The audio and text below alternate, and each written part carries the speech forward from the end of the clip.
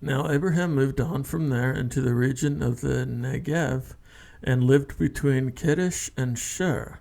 For a while he stayed in Gerar, and there Abraham said of his wife Sarah, "She is my sister." Then Abimelek, king of Gerar, sent for Sarah and took her. My first question was, how did Abimelek know she was there to send for her? Right. Are there like people in the land just waiting for hot chicks to show up? Like, what's the situation here? Well, I just figured, he's got a pretty big posse with him, right? He does. Wherever he goes, people are going to notice, aren't they? Yeah, according to Genesis, he's got at least 100 people in his household, right? Yeah. I forget what the number was, but it was large. Many slaves, many, servants. People are going to take notice when somebody like that enters your city or whatever. That's a fair point. Even in Akron, Ohio, we've got 200,000 people living in Akron. If some guy turns up with a family of 150, we're going to find out about that. That's right. If it turns out that this guy shows up with 150 household members and his wife is hot at age 90, I guess we're going to find that out too. Yeah, that would be everywhere. Nevertheless, boy, this story seems awfully anachronistic. That at age 90, she happens to still be hot. One thing that I noticed when reading the story, and before we get into the details, the bits of the story, is that this particular story, in compared to Genesis 12 with the Egypt story, this seems very strictly from the Elohist, for sure. The name of God is always Elohim. Yahweh doesn't really show up in this story at all. And the Elohist obviously seems to be in that. And then the E-documents also tend to really emphasize the fear of God, which we're going to see in this story. So to me, I think the reason why we have two similar stories in Genesis is probably because they were two separate documents from two separate time periods. And rather than mixing them into one strange document, which seems to happen quite often, they just kept the two stories separate because, the details are different enough that maybe these are two separate events. Even though I don't think anybody was buying that she was 90 and still booming. Right. Yeah. These aren't really separate events, though, right? Other than Egypt and where was the other one? Well, Egypt and then the land of Gerar, right? Right. So other than that, the stories are what, identical? Almost. Okay. Almost identical. So maybe they were the same story. I think originally this story existed referring to the same event in real life, okay, but from two different people groups. And then when the narratives were collected, people realized, we've got two narratives that they sound similar. They're probably the same thing, but the details are so different. Maybe they are two separate occurrences. Mm-hmm. So which one do you think it would have actually been? Egypt or the Gerar? Well, either one of the stories in terms of geography are plausible.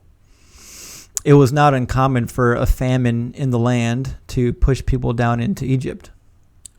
It's just, I know that the first one we mentioned, Egypt was added so that, it was the, again, another origin story for why the Egyptians and the Israelites were at each other's throats. And I guess I'm looking at this one and I'm questioning, why for this one? It's got Gerar, you said?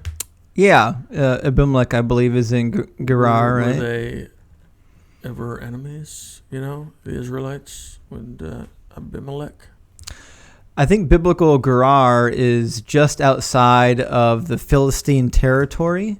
Some have proposed that it was more or less part of the Philistine territories. Okay, and we know the Philistines and the Israelites did not get along. Yeah. Of course, the problem with this is the Philistines didn't exist in Abraham's time period whatsoever. But nevertheless, I mean, that's... ignoring that. Those types of anachronisms are never a problem. Not for the Bible, yeah. So, yeah, I mean, maybe this is setting up Abimelek for to be cast in some negative light, or maybe not. I don't know. Well, not every narrative in the Bible has to have an alternative purpose. I know, but this one has to, because it's like the same as another one. It's the same. Yeah. You know? I mean, it really is the same story. When they were writing this, do you think they knew when the Philistines had come onto the scene?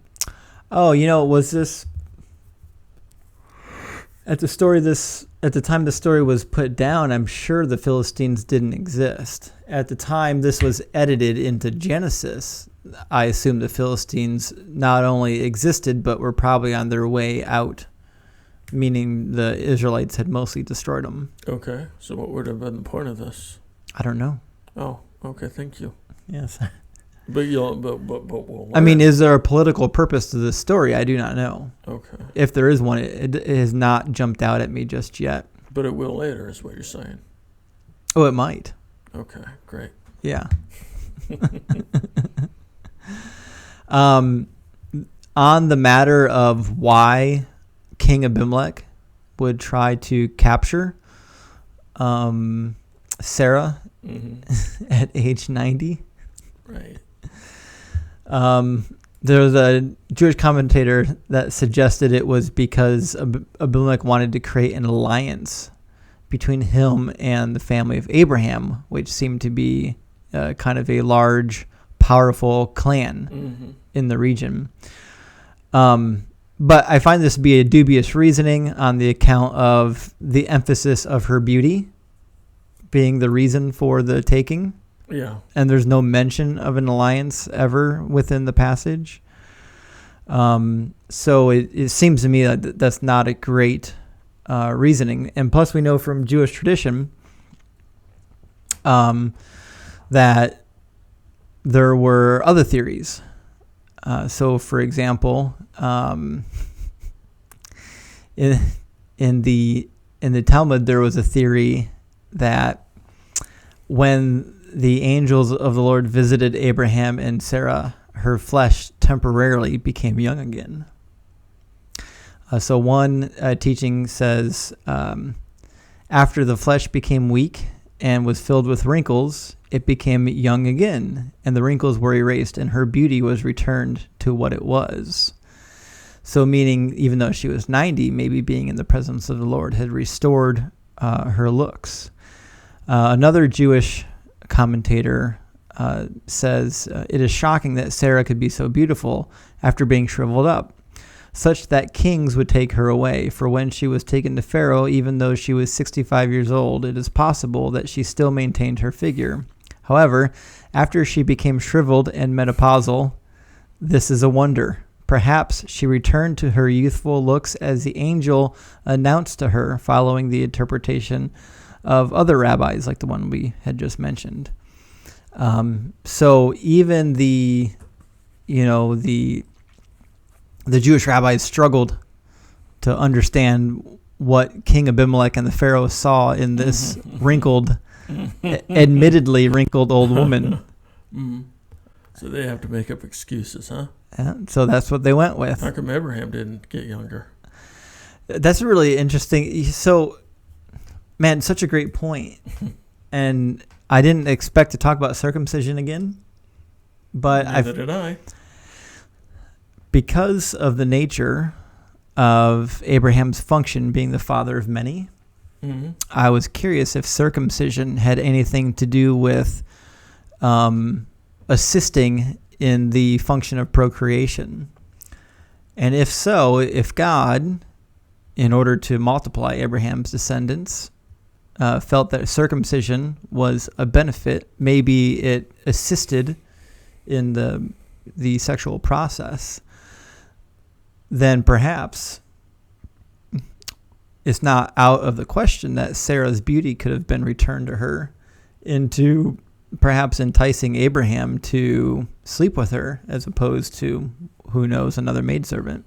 Even though he did sleep with Hagar. First, yeah. Mm-hmm. Mm-hmm. And I guess what I'm suggesting is maybe when the angels visited Abraham and Sarah, maybe there was a miracle that occurred that would make her attractive and beautiful for Abraham so that he would desire her and want to procreate with her. And maybe that makes sense as well as the circumcision bit, in that the circumcision was somehow thought to have been an aid to the reproductive process. You know what I mean? Mm-hmm. Being that I'm circumcised, I don't know what it's like trying to reproduce being circumcised. Right. I'm really speculating. Yeah. Yeah. Yeah. So, would there have been any way for them to know that she was, supposedly 90? Because, I mean, the only way we know is birth certificates, right? Yeah, I mean, if she's But let's back up. Who's they? Are we talking about Abimelek still? Sarah. If Sarah... Well, Abraham knew because he was married to her. Yes, all right, fine. Okay. How about Abimelek then? Okay, but would he care? He just cares if she's hot. Okay, so right? It didn't matter the age. No. If she's hot, he could care less how old she is, right? Okay. Yeah. I mean, I don't think kings are like checking women at the door, right? Right. Like checking their ages at the door, right? He's like, I want to bang that one, I want to bang that one, I want to bang that one. Mm-hmm. And so these kings are out here, their goal is to boink as many ladies as possible and to create as many offspring as possible. And whether or not that the lady's 90, I guess, is irrelevant. Okay, that's fair. But also remember, she was able to nurse the child. Oh. And you can't do that at 90, right? Well, theoretically, postmenopausal, you really can't be giving birth or nursing a child. So maybe her youthfulness really was restored to her. Yeah, because she did have to give birth, right? Right. It's an interesting point. And they don't have to do that for men because they can, they can Tony Randall this thing up. Right. Yeah. I don't know who Tony Randall is, but... Just look him up. It's a funny joke. Oh, okay. Yeah. You want to look up right now? No. Oh, the people watching this. Oh, sure, yeah.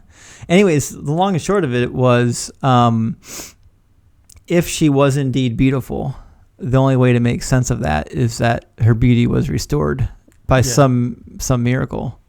I'm surprised they wouldn't have mentioned it, though, right? Yeah, you would think that would just be part of the story. It'd be just like the fact that she was barren and God performed a miracle for her barrenness. Right.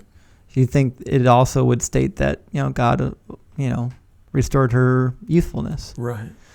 Unless maybe that's implied somehow in there, and the ancient culture would have picked up on it, and we just don't because we're in a different time period. Mm.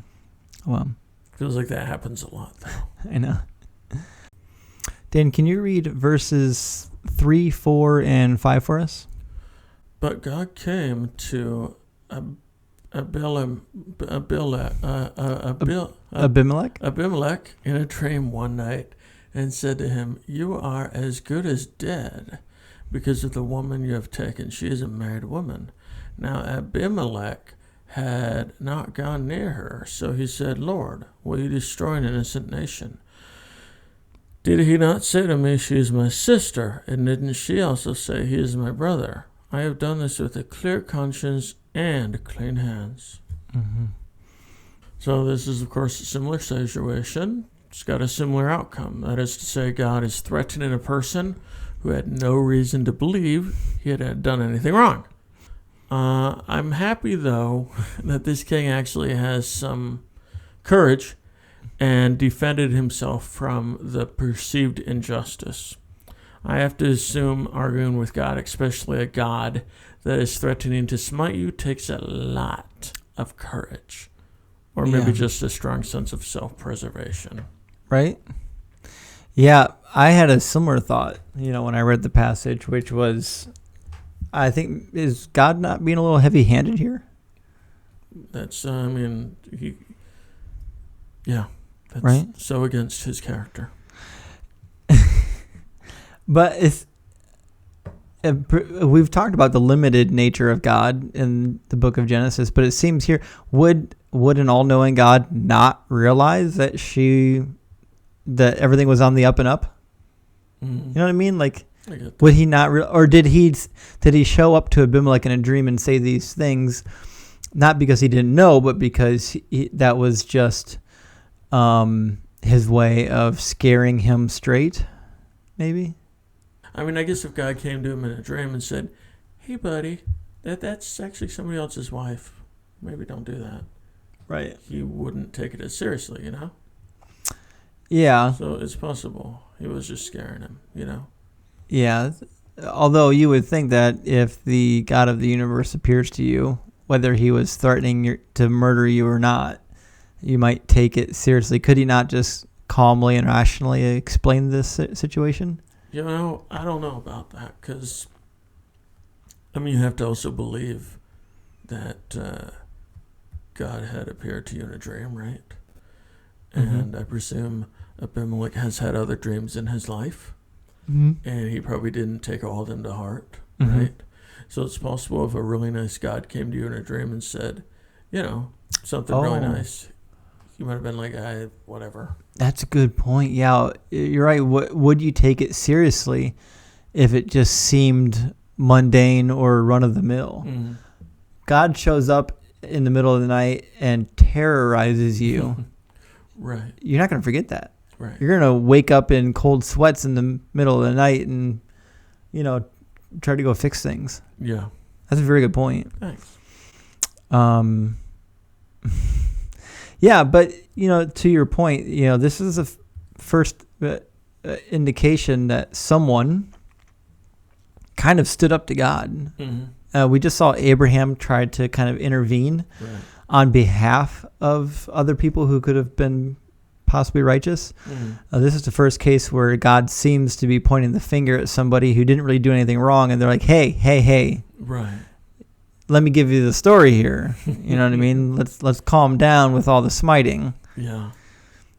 So that was good to see. It was. Yeah. And of course, that's not the last time somebody's going to reason with God in the Old Testament. Then God said to him in a dream, "Yes, I know you did this with a clear conscience, and so I've kept you from sinning against me. That is why I did not let you touch her.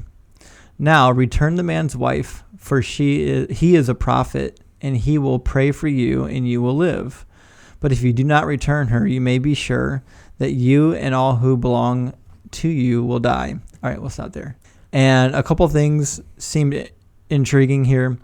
One is that the reason why Abimelech didn't touch her is because God prevented him from. Sure. By what means? But here's the thing. Okay, if God prevented him from touching her, then why is he turning around and threatening to smite him I have no idea. if Abimelech touches her? Right. Right? Mm. There's some incongruency here. Yeah. Nevertheless, he says, return the man's wife, for he is a prophet, and he will pray for you, and you will live. And my thought was, the wording is not great here, but it seems to me that God is suggesting that Abimelech will live because Abraham is praying for him, right? As if God was going to murder Abimelech if Abraham didn't pray for his life. That's what it sounds like. That seems like an awfully strange contingency for a man who not only didn't do anything wrong, but God seems to be in control of the situation. Right. Yeah. That's such a baffling turn of events. Mm-hmm. And then, if the story wasn't crazy enough, it says, if you do not return her, which we can assume at this point would be a sin, and we get that. But it says, if you do not return her, you may be sure that you and all who belong to you will die. So because Abimelech sinned, theoretically, if he does sin by keeping her, all of his people have to die with him? Yep, that's right. That doesn't seem like very fair. That's not very righteous. No, right? It's not. Half of me expects Abraham to jump in and intercede for the innocent here, but he never does. Yeah, but it's really hard to take a story like this seriously, since it's so different than I think what most Christians would believe God would do or say or act, Right. And so either you look at it and you go, wow, this is a terrible God, or you go, wow, this is a terrible story. Right. And I think it's probably just a terrible story, in which case I don't know why they even added it.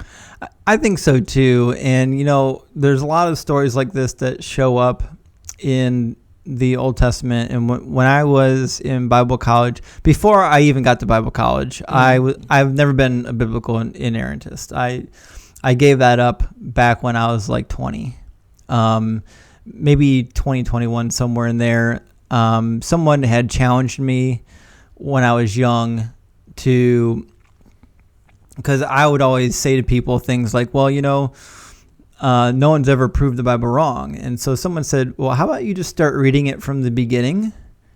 And rather than waiting for people to tell you what's wrong, just read through it and see if you find anything that's wrong, rather than just asking other people to bring you the evidence. Right. So I did. I sat down with the intent to literally just read the Bible with no other goal other than to see, well, is there something in here that is either factually wrong or incongruent, or so my job at this point was to see if I could find something wrong with the text. And as it turns out, it's pretty easy to do. You know what I mean? Nevertheless, I say all that just to say that I think this is just a narrative.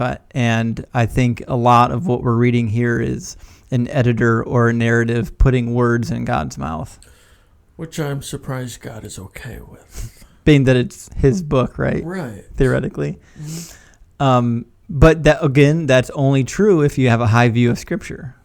You see what I'm saying? If you believe that all of the what we're reading is quote unquote God breathed, then a lot of this seems troubling. Right. But if you don't have that high view of Scripture, if you view it more as a historical narrative, and these things aren't really all that troubling, because the nature of narratives from the ancient world are quite like this.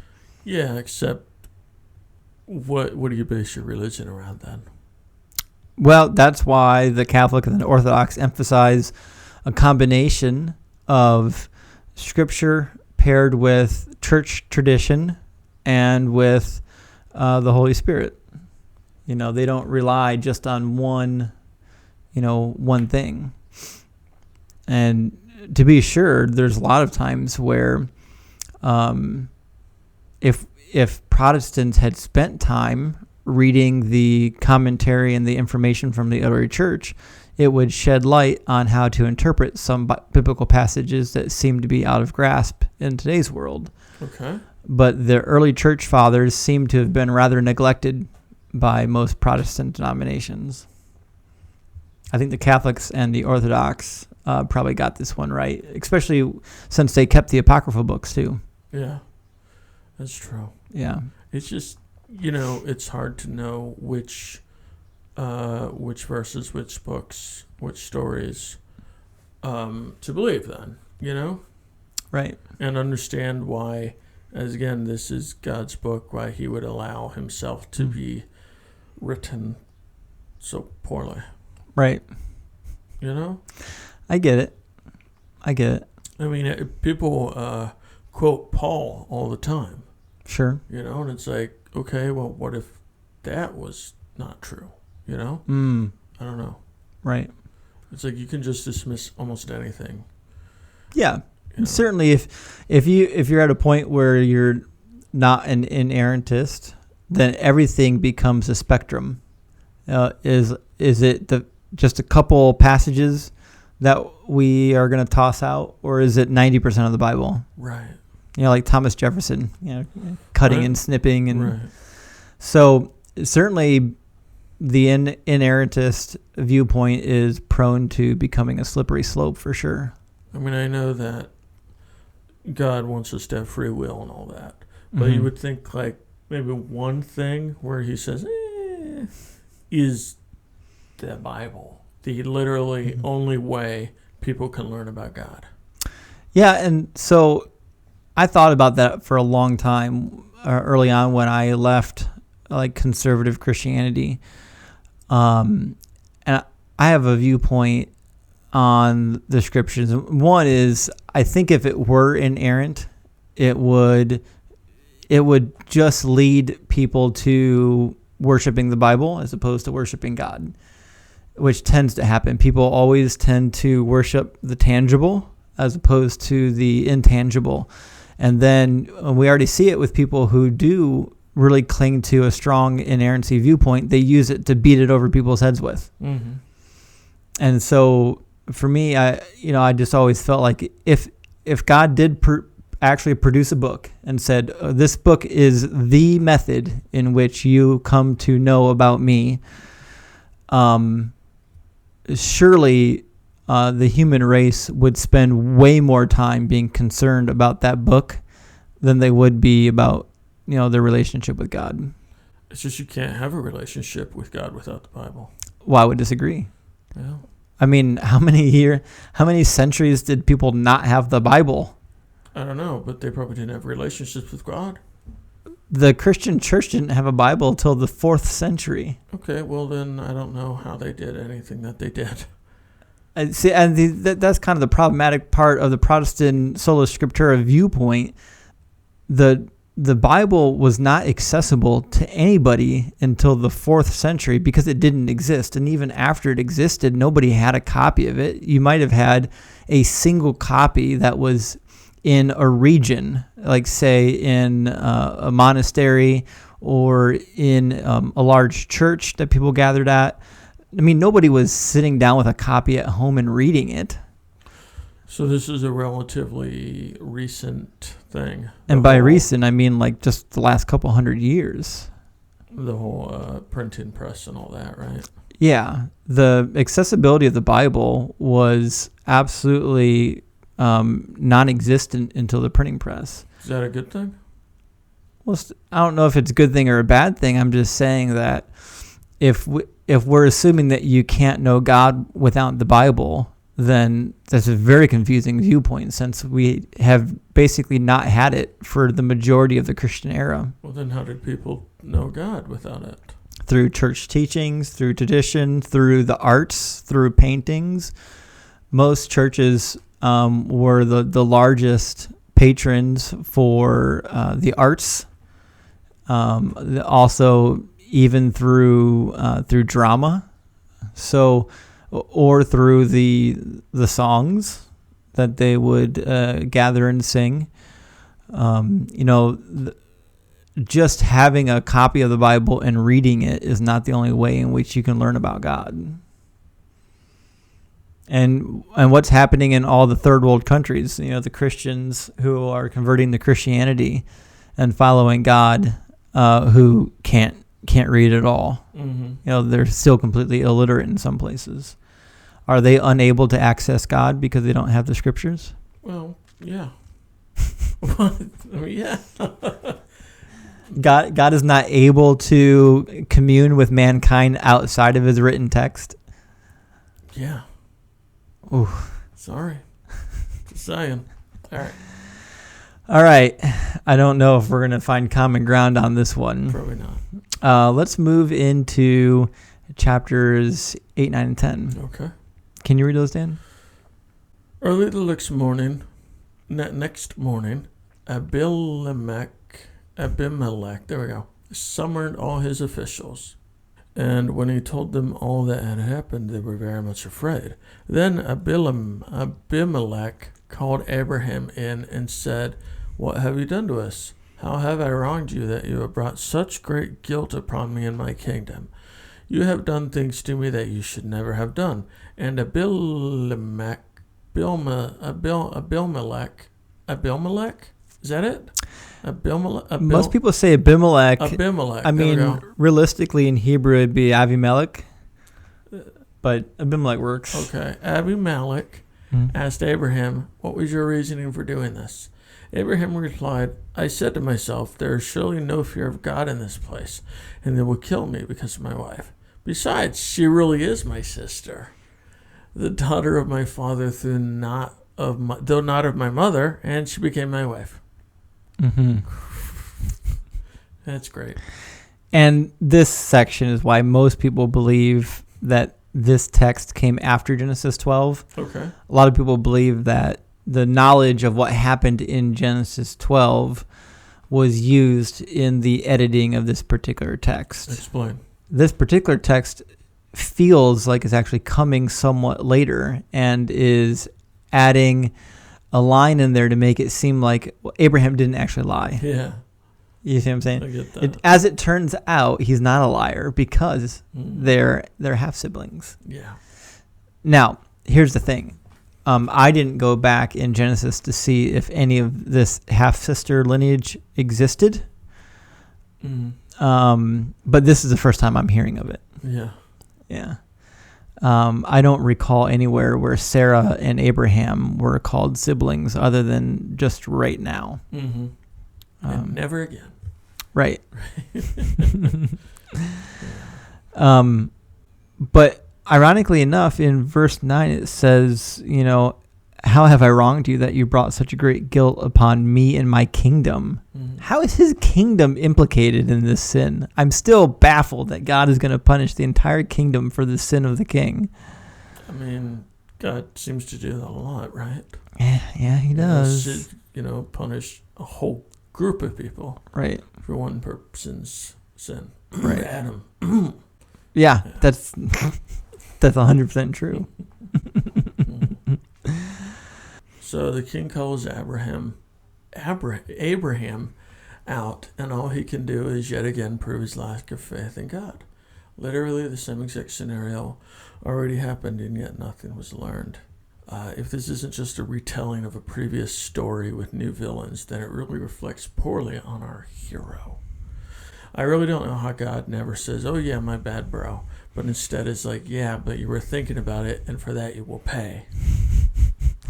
And then Abraham had the nerve to say, "Hey, I wasn't technically lying." Can you imagine if Abraham ever had to admit he was wrong?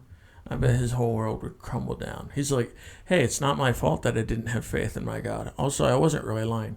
I'm surprised he didn't also say it, his fingers crossed, and then stuck his tongue out. Yeah, but that's the thing with this passage that we previously just read is we've learned that Abraham wasn't lying, but he was still showing a lack of faith that God would preserve him. Mm-hmm.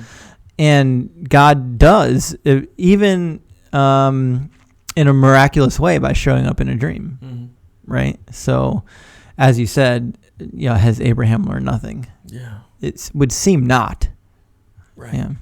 And then verse 18, it says, "For the Lord had kept all the women in Abimelek's household from conceiving because of Abraham's wife, Sarah." Now, okay, God already recognized that Abimelek didn't do anything wrong. Mm-hmm.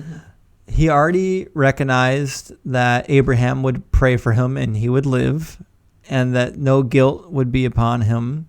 But then after Abimelek essentially returns Sarah and has some words with Abraham, God still punishes him. Why is God punishing him? I don't know. It's baffling to me. I get the nature of the punishment. He's making it so Abimelek's lineage will be smaller than what Abimelek would have been hoping for as a king. But I just can't. It's hard for me to wrap my head around the fact that Abimelek did nothing wrong in this story. Right. I mean, yeah, he's not a great guy because kings shouldn't be just going out taking whatever women they want by force and making them. But That was common in this time, and nobody else was common. Nobody was in trouble for it elsewhere in the Bible. Right. So that's not what he's being punished for. Mm-hmm. I just can't figure out why his household's being punished. Mm-hmm. There's no reason. I don't even like Abimelek, but he's been wronged. Yeah. Yeah. I mean, we see this couldn't have just been like a couple days then, because you'd realize everyone is barren for at least a few weeks or even months or longer, right? Yeah, that's a good point.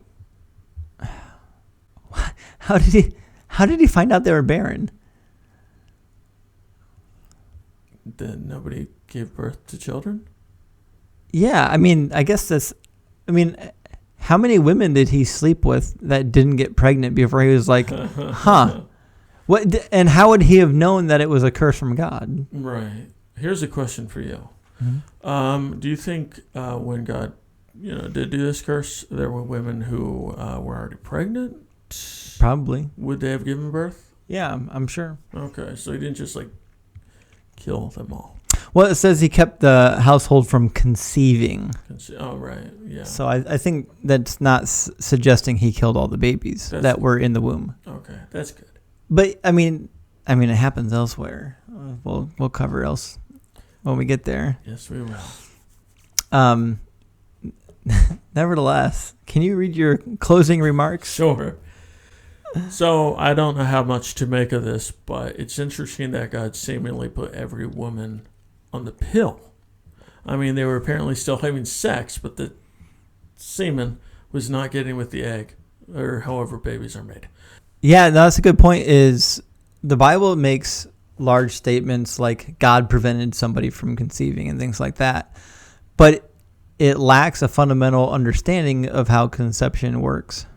Mm-hmm. It's like we know how conception works, so when we hear that God prevented them from conceiving, we're like, but how? Mm-hmm. Was Abimelek's semen storage dried up? Did all the women just stop dropping eggs? What was it? What was the thing? Mm-hmm. So I probably should have mentioned it earlier. I was thinking the conception's not a Hebrew. There's not a word in Hebrew for conceiving. So I was like, I just looked it up real quick. I wonder what word they were using. Mm-hmm. The phrase that they used says that for Yahweh had completely closed up the wombs. Again, with the ancient idea of how childbearing and conception works. Mm-hmm. It's like there's something that is either opened or closed. The womb is just more or less a receptacle for the seed. Mm-hmm.